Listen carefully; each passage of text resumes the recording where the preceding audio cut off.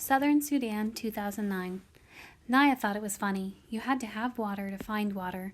Water had to be flowing constantly into the borehole to keep the drill running smoothly. The crew drove to the pond and back several times a day. The pond water was piped into what looked like a giant plastic bag, a bag big enough to fill the entire bed of the truck. The bag sprang a leak. The leak had to be patched. The patch sprang a leak. The crew patched the patch. Then the bag sprang another leak. The drilling could not go on. The drilling crew was discouraged by the leaks. They wanted to stop working, but their boss kept them going.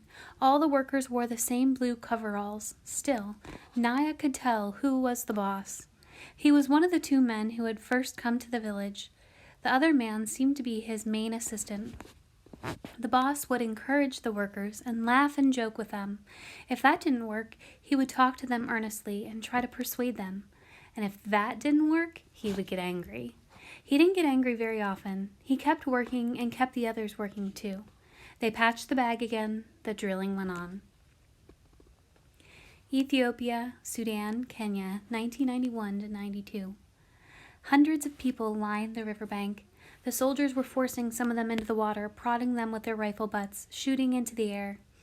Other people, afraid of the soldiers and their guns, were leaping into the water on their own. They were immediately swept downstream by the powerful current. As Salva crouched on the bank and watched, a young man near him plunged into the water. The current carried him swiftly downstream, but he was also making a little progress across the river. Then Salva saw the telltale flick of a crocodile's tail as it flopped into the water near the young man. Moments later, the man's head jerked oddly. Once, twice. His mouth was open. Perhaps he was screaming, but Salva could not hear him over the din of the crowd and the rain. A moment later, the man was pulled under. A cloud of red stained the water. The rain was still pouring down, and now bullets were pouring down as well.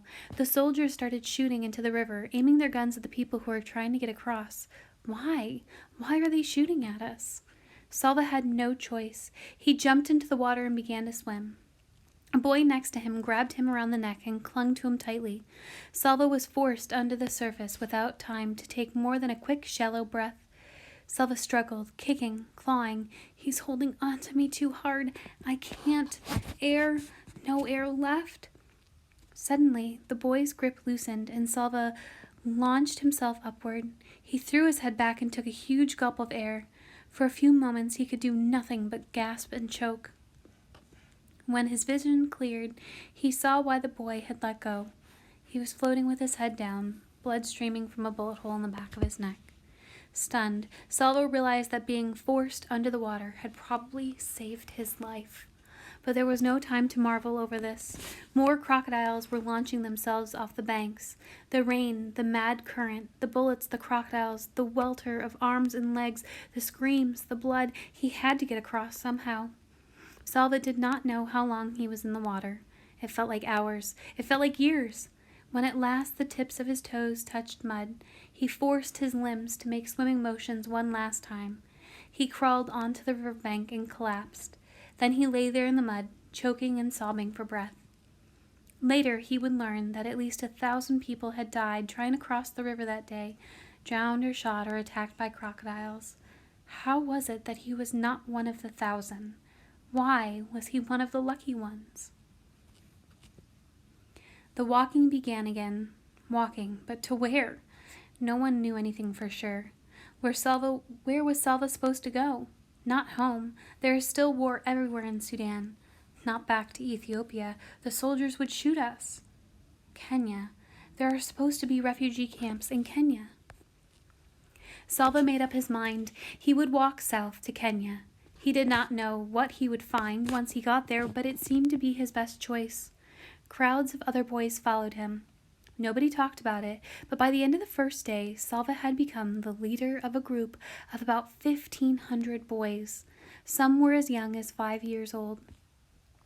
Those smallest boys reminded Salva of his brother Kuol. But then he had an astounding thought. Kuol isn't that age anymore. He is a teenager now. Salva found that he could only think of his brothers and sisters as they were when he had last seen them, not as they would be now. They were traveling through a part of Sudan still plagued by war. The fighting and bombing were worse during the day, so Salva decided that the group should hide when the sun shone and do their walking at night. But in the darkness, it was hard to be sure that they were headed in the right direction. Sometimes the boys traveled for days only to realize that they had gone in a huge circle. This happened so many times that Salva lost count. They met other groups of boys, all walking south. Every group had stories of terrible peril, boys who had been hurt or killed by bullets or bombs, attacked by wild animals, or left behind because they were too weak or sick to keep up. When Salva heard the stories, he thought of Mariel. He felt his determination growing, as it had in the days after his uncle's death. I will get us safely to Kenya, he thought, no matter how hard it is. He organized the group, giving everyone a job: scavenge for food, collect firewood, stand guard while the group slept. Whatever food or water they found was shared equally among all of them. When the smaller boys grew too tired to walk, the older boys took turns carrying them on their backs. There were times when some of the boys did not want to do their share of the work. Salva would talk to them, encourage them, coax and persuade them.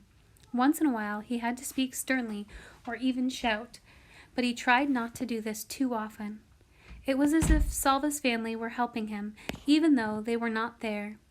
He remembered how he had looked after his little brother Cool, but he also knew what it felt like to have to listen to the older ones, Arik and Ring, and he could recall the gentleness of his sisters, the strength of his father, the care of his mother. Most of all, he remembered how Uncle had encouraged him in the desert. One step at a time, one day at a time, just today, just this day to get through. Salva told himself this every day. He told the boys in the group too, and one day at a time the group made its way to Kenya. More than 1,200 boys arrived safely. It took them a year and a half.